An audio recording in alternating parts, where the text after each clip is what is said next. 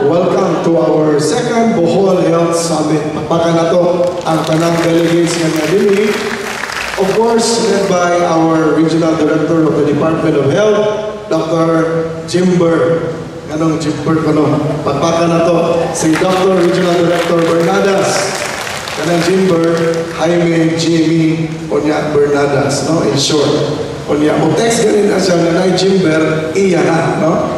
Anya, ang atong Assistant Regional Director, members of the regional team, ang atong mga DOH officials, our Provincial Health Office officials, Rural Health Station officials, o mga hospitals, public hospitals, private hospitals, the other facilities also engaged in healthcare in the province, and our NGOs, as well as the private sector groups na nagtabang sa health programs, with focus on the health programs, and most of all, our champions for the healthcare in the towns, ang atong mga mayores. Magpaka na to sila.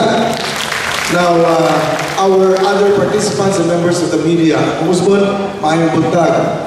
I'm a little bit in a rush because by 9:30, Secretary Butch Abad with 80 DBM officials will be here in Bohol. No? So, they'll be having their activities in preparation for the budget.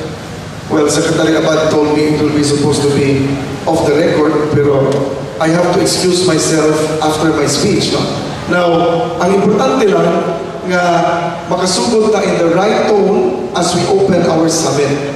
Now, I am really very happy that we are convening after our summit in 2010 because that should be the case. We started with a benchmark sa pagsugod na to 2010.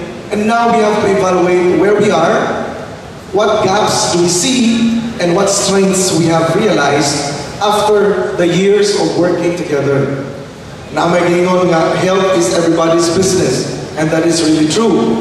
And we are here to reaffirm our individual as well as collective commitments towards making the people of Bohol feel nga nagyoy tinun-anay nga pangkalusugan, pangkalahatan. Kaya para sa tanan ang atong healthcare.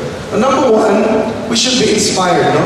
Because Secretary Garin, instead of just committing to be here, pila ka oras din sa ato, mabuntag, mularga o 4:30 sa hapon, she changed her mind, she's staying here 2 nights with us. Meaning, ang tanan natong hisgutan, kung yung tanaw nato, kaya nato at the local level, we will try to address them.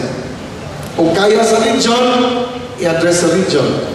Kung dili kaya because the national government needs to come in, or national policy has to be involved, then naang atong secretary. Now, we revised a little bit the schedule because we thought it will be more important nga ang secretary maminaw sa output sa atong summit. I saw the different cluster groups nga giandam dinhi, so I would understand also that from the opening until tomorrow when Secretary Garin comes, we would be able to crystallize some sort of summarized reports by tomorrow on what we feel are the strengths and maybe the gaps that we would be able to identify, how the Secretary of the DOH would be able to help us achieve the goals for Bohol and our people. The second point is, po din ang Secretary sa DBM. Kung nakatay kuwang, sayo na po mag-istorya ang Secretary sa Health, Secretary po sa DBM. Now, the other thing is, I would like to announce to the mayors, just like our BEA projects, when they get instructions na submit mo ini, ang what pag-submit, what po inadawat. So I hope our mayors na adini ugma agyon tanan kay niya may mayors na to kanya din karon. I would like to acknowledge Mayor Gonzaga, first to arrive of Danao, Mayor Pahang of Atiquera, Mayor of San Isidro, Mayor Naraga. The other mayors are maybe coming in a short while, but I would expect the mayors to be here tomorrow when Secretary Garin would arrive. Number one, because in our NEDA, DBM, RDC dialogue in Manila, among the main discussions for Region 7, because I'm representing RDC Region 7, provinces of Bohol, Cebu, Negros Oriental, Siquijor, Nagsabot mi dito on a major task nga nag-istorya ko sa original director, ang mga lungsod has to submit an assessment of their rural health stations, both infra and equipment. Again, all rural health stations and barangay health centers. Again, infra and equipment. They have a form. So ilang kong ipadadaan na daan sa form, I informed our regional director. I made a circular. I'm sure the DOH regional director is also sending his memo on this. Kay ang downloading sa instructions ari mo sa region Makagi. Pero nagpunata sa Bohol because I was there during the policy discussion. I'm sending the mayor's instructions in that regard. Unya, dunay deadlines. So when we say deadlines, we hope that masubmitted ni para makauna sa tag-submit sa atong requirements through the channels of the DOH. So, klaro man na kaayo nga kung mangita sila assessment sa infra o sa equipment, ang national government is very much ready to assist even at the level of municipal RHUs and barangay health stations. Now, wa ni mo istorya pa sa atong hospitals. Because when we started with 2010 Health Summit, all of us were unanimous that our hospitals must go into modernization. We wanted Galeares to have a bigger hospital. Now we are working on a new Galeares hospital. Kamay na lang, naana sa budget 2015, 555 million. Naapay kami nga equipment, maabot mga 5 million. The total project is 2.3, I think, something for the Galeares Hospital. Diyan na atong chief, si Dr. Arkay, na very vigilant po sa pag-follow up ini. But in the district hospitals, you're all aware that the province infused a capital of 150 million for the modernization. Unya, kasi trabaho ang modernization sa atong mga hospitals, facelifting of all the 10 district hospitals in Bohol, never did it happen sa unang panahon na hi-infuse na o capital for hospitals.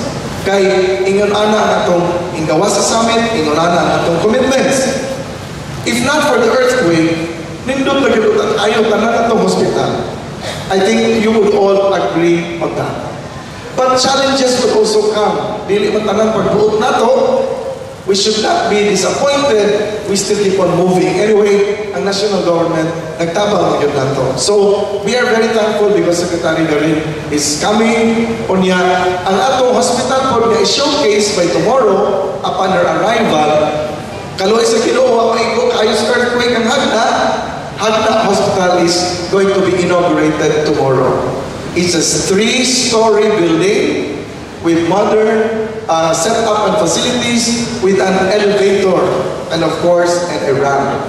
So ingon ana ang setup, ingon ana taka-determine. Now, naman si Dr. Ayoma, ask him o unsay resulta sa iyang improvement of the hospital. The services are improved very much and the revenues also of the hospital has improved. And you will see that you can plow more resources to improvement kaya na may income isud sa Tampalanan. Now, ang giro na kayo si Dr. Hayuma, ready na kuno siya na mag-ISO certification. So, we are talking here of infra, we are talking here of equipment, but the bottom line of the people are not the buildings, are not the equipments, although these are tools to help them. Bottom line nila that they can have access to healthcare. So we are here for that business of making healthcare accessible to all. So with that, as an opening statement, let me thank all of you for your presence and your valued presence, your ideas, the inputs that you will be able to share during your discussions will definitely find its way to a stronger healthcare program and system in Bohol, unified efforts of the public sector and the private sector with the leadership of the DOH supporting us always. So today, let me welcome you on behalf of Vice Governor Inday Lim, members of the Provincial Board, and our members of Congress who have worked together to to make sure that all of us, whether we are in government or private sector, are inspired, working, and cooperating with each other. Thank you very much and good morning. Welcome. Okay, thank you very much.